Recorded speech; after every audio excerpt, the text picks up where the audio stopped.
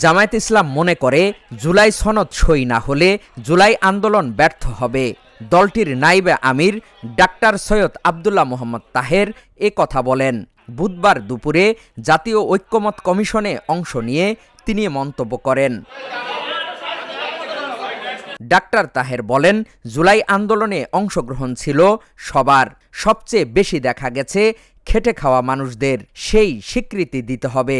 15ই জুলাইতে হবে কিনা আই ডাউট, কিন্তু যদি আমরা একটু সময় নিয়েও যদি আমরা এক হতে পারি, আমরা সেই ধৈর্যটা ধারণ করার পক্ষে, আরও আলোচনা করার পক্ষে। আর যেটা আপনারা বলেছিলেন যে 10 years অফ টেনিউর প্রাইম মিনিস্টারের in the whole life time, সারা জীবনের জন্য, এটা মোটামুটি আমরা একমত হয়ে গেছি। ঠিক আছে, তো এটা ফিনিশিং দেওয়া হবে। এখন কমিশনের যে প্রিন্সিপাল অফ যেভাবে তারা আগাচ্ছে আর কি, তারা যেগুলোতে প্রায় কাছাকাছি এসে এক জায়গায় থামতেছে, প্রায় কাছাকাছি এসে এক জায়গায় থামতেছে, যাতে করে এক জায়গার সময় না যায়, নিয়ে যাচ্ছি। পরে সবগুলোকে মিলে আমরা আরও ক্লোজলি আলাদাভাবে আলোচনা করব, ইন্টার পার্টি আলোচনা করব, গ্রুপ আলোচনা করব, সব কিছু মিলে আমরা চাই যে মেজর ইস্যুগুলোতে, মেজর 5-7টা ইস্যু আছে, সেটা আরেকদিন আপনাদেরকে বলবো ইনশাআল্লাহ, এগুলোতে যেন আমরা ঐকমত্যে পৌঁছতে পারি। একেবারেই পৌঁছতে না পারলে যদি দেখা যায় 3/4 লোক পৌঁছছে, মোর দেন 80% একমত হয়েছে, তো সেগুলোর ব্যাপারে নিশ্চয়ই government and commission will fix up some strategy এটাকে কমপ্লিট করার জন্য। তবে আমরা অত্যন্ত দৃঢ়ভাবে বলতে চাই, আমরা জুলাই সনদের পক্ষে এবং জুলাই সনদ স্বাক্ষরিত করতে হবে।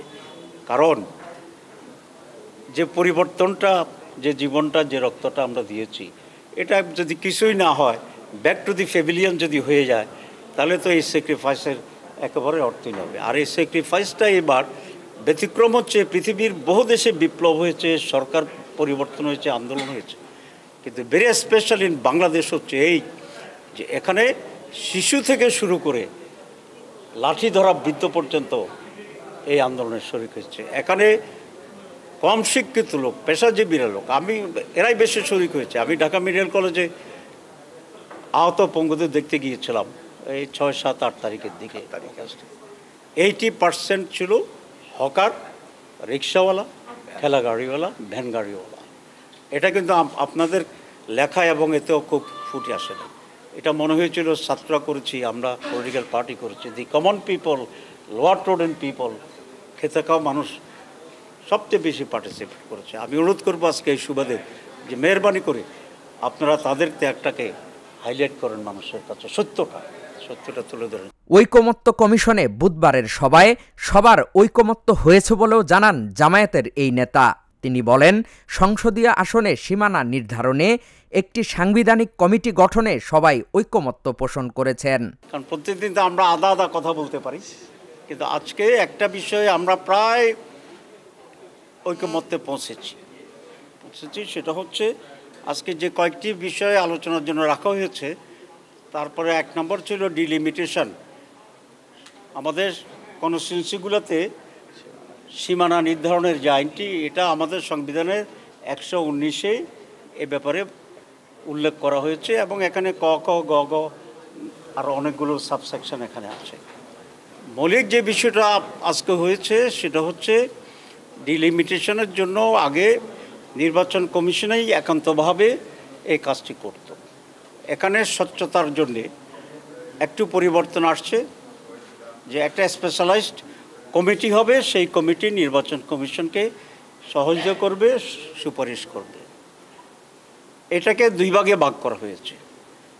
প্রথম হচ্ছে এইবার যে নির্বাচনটি হবে, ইমিডিয়েট যে ইলেকশন, ত্রয়োদশ ইলেকশন, এই ইলেকশনের জন্য আমাদের বা কমিশনের প্রস্তাবনা ছিল যে একটা বিশেষজ্ঞ কমিটি করবে ইলেকশন কমিশনের আওতায়, অধীনে। যেহেতু সময় কম, সেখানে এর ভিতরে ভিন্ন কোনো চিন্তা করার সুবিধা নেই, সেই জন্য ত্রয়োদশ নির্বাচনে একটি বিশেষজ্ঞ কমিটি নির্বাচন কমিশন নিজেই গঠন করবে, এবং তাদের সুপারিশ ক্রমেই তারা ডিলিমিটেশনটি করবে। আপনারা জানেন যে বিগত 15 বছরে বহু কনস্টিটিউন্সিকে তছনছ করে দেওয়া হয়েছিল, এবং শুধুমাত্র কিছু ব্যক্তির নির্বাচনের সুবিধা করার জন্যে। আওয়ামী লীগের পিরিয়ডে এরকম বহু পরিবর্তন হয়েছে। আবার আওয়ামী লীগের পক্ষ থেকেই অনেকে এটার বিরুদ্ধে আপিল করেছিলেন, মানে যে যার সুবিধা মতো করে ফেলেছিল। তো এই জন্য ডিলিমিটেশনের ইস্যুটা এবার স্বচ্ছ, সুস্থ এবং সঠিক হওয়ার জন্যই এটা অত্যন্ত জরুরি একটি বিষয়, কারণ এটার মাধ্যমে রেজাল্ট আউট হয়ে ডিফারেন্ট হয়ে যায় নির্বাচনের ভিতরে।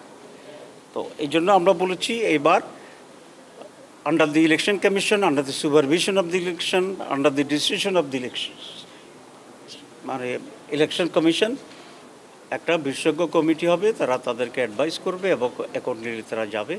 এবং আপনারা জানেন যে ডিলিমিটেশনের জন্য অনেকগুলো এক্সপার্ট কাজ করতে হয়, জরিপের কাজ যারা এক্সপার্ট তাদের করতে হয়, তারপরে ভৌগোলিক অঞ্চলকে কিভাবে অ্যাডজাস্ট করবো সেই জন্য এক্সপার্টের প্রয়োজন হয়, ভোটের আনুপাতিক দিকগুলো আছে সেগুলোর উপরে এক্সপার্ট লোক লাগে।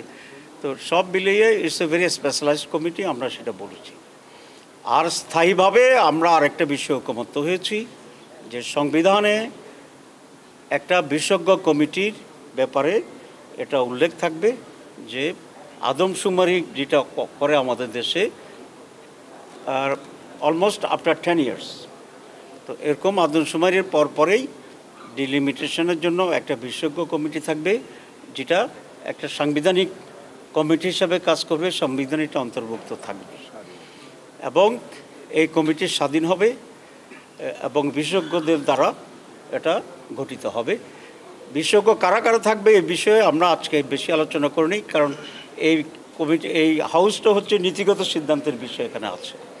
তো এটা খুবই একটা ইম্পর্ট্যান্ট ডিসিশন আজকে আমরা নিয়েছি পার্মানেন্টলি, যে আদমশুমারির পরেই ডিলিমিটেশন হয় এবং সেই জন্য এটা নির্বাচন কমিশনের বাইরে ইন্ডিপেন্ডেন্ট একটি কমিটি গঠন করা হবে।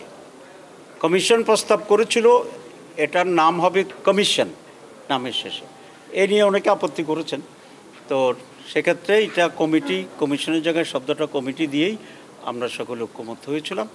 এখানে জামাত ইসলামী বাংলাদেশ কমিশনের যে প্রস্তাব ছিল সাংবিধানিক কমিটি এবং কমিশন, এটাতে আমরা একমত ছিলাম, কিন্তু বিএনপির পক্ষ থেকে এটাকে সংবিধানে সংযোজন করার ব্যাপারে তারা দ্বিমত পোষণ করেছিল। তারা একটা আইনের মাধ্যমে এটা করার জন্য বলেছিলেন আন্ডার দ্য ইলেকশন কমিশন। পরে দীর্ঘ আলোচনার পরে বিএনপি তার স্ট্যান্ড কিছুটা পরিবর্তন করেছে ঐক্যের জন্যে এবং রাজি হয়েছে যে সংবিধানে এটা সংযোজিত হবে ইন্ডিপেন্ডেন্ট কমিশন, ইন্ডিপেন্ডেন্ট হিসাবে, কিন্তু কমিটি থাকবে, কমিশন হবে না। তো আমরা এখানে একটু কম্প্রোমাইজ করেছি যে এটা আমরা যে কমিশন বলেছিলাম, আমরা বলেছি তবু এটা সংবিধানে থাকুক এবং একটু ঐক্যমত্য হোক, এই জন্য আমরা কমিশনের জায়গায় আমরা কমিটিকে অ্যাকসেপ্ট করেছি।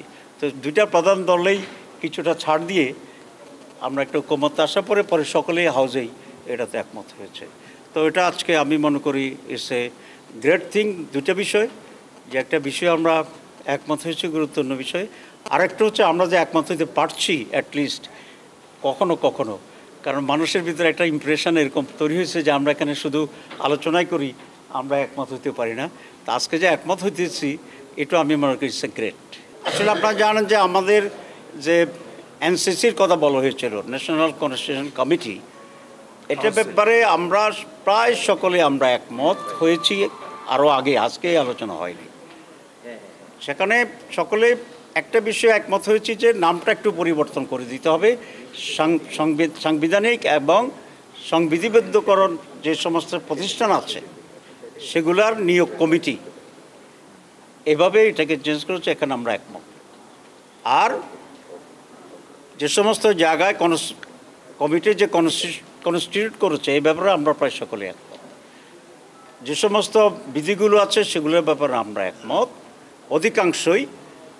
একটি দল সেখানে, একটি বড় দল সেখানে এখনও ঐকমত্য পোষণ করে নাই, সেজন্য এটাকে আমরা ড্রপ করেছি। আমরা, কারণ একটা না হলে তো বারবার সময় চলে যাচ্ছে, এই জন্য আমরা আজকে এজেন্ডা চেঞ্জ করে আলোচনা করেছি কমিশন, সেটা আবার পুনরায় আলোচনায় আসবে, কারণ এটা তো খুব ভাইটাল এবং ইম্পর্টেন্ট। তখন আমরা এটা দেখব। তার তদর্শের জন্য যেটা, এটা নির্বাচন কমিশনের মাধ্যমে গঠিত হবে, নির্বাচন কমিশনকে সহায়তা করবে তাদের সহযোগিতার জন্য, তাদের নিয়ন্ত্রণে। আর স্থায়ীভাবে আমরা যেটা বলেছি এটা ইন্ডিপেন্ডেন্ট হবে, এটা স্বাধীনভাবে কাজ করবে, যেহেতু এটা সংবিধানের অন্তর্ভুক্ত হচ্ছে সেই জন্য। জাতীয় ঐকমত্য কমিশনের সঙ্গে রাজনৈতিক দলগুলোর এটা ৭ম বৈঠক। এই বৈঠকে ৩০টির মতো দল অংশ নিয়েছে। হাকিম মাহি, ঢাকা জার্নাল।